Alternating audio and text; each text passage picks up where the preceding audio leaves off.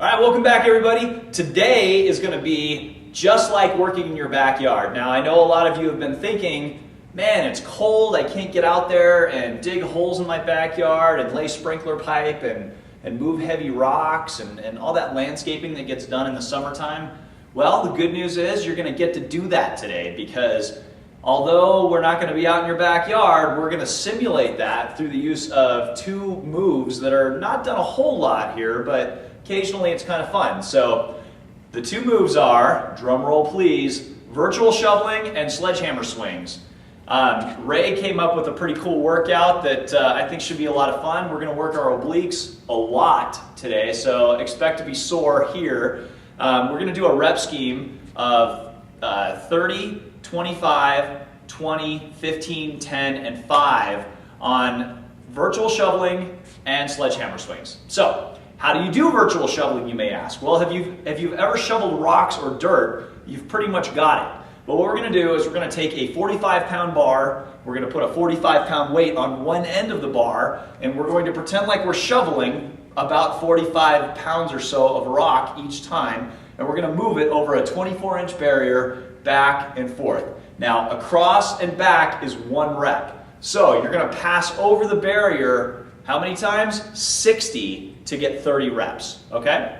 So we're going to do 30 of those, and then we're going to swing that sledgehammer 30 times. So a few things to think about. Typically, you want to keep that front arm locked out. If you've never done yard work, you've not learned this very valuable lesson, but if you have done a lot of shoveling, you realize the back arm is bent, the front arm is typically pretty locked out, and you're going to use your hips and your back to lift that weight. Okay? You don't want to try to curl that weight with your front arm, because that's going to be a losing proposition and that's not going to last very long. So we're going to use the hips and the back to move that weight back and forth across the barrier.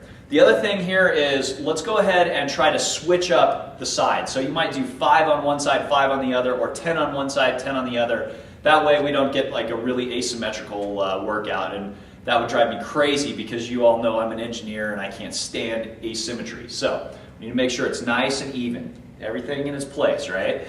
Okay, so on the sledgehammer swings, want to make sure that number one, we're safe, and number two, that we're getting the work done. So safety, obviously, if there's anybody around you, don't swing the sledgehammer and hit them with it. But as far as getting the work done, the range of motion is taking the head of that hammer and passing it below your hip, arcing it back up over the head, full extension, then pulling that handle down hard, driving the head of the hammer into the tire. Now, when you strike the tire, the head of the hammer, if you've swung it true, is going to bounce straight back up, and you're just going to slide your hand back to the end of the handle, catch it, switch hands, swing it back over the other side. So what I'd like to see today is, I don't want to see 5 on this side, then 5 on that side. For the sake of improving your coordination and technique, I want to see you switching hands every rep. So one on the right, one on the left, one on the right, one on the left, and then we're going to get it done. So should be a fun day, and at the end, maybe you could go to Home Depot and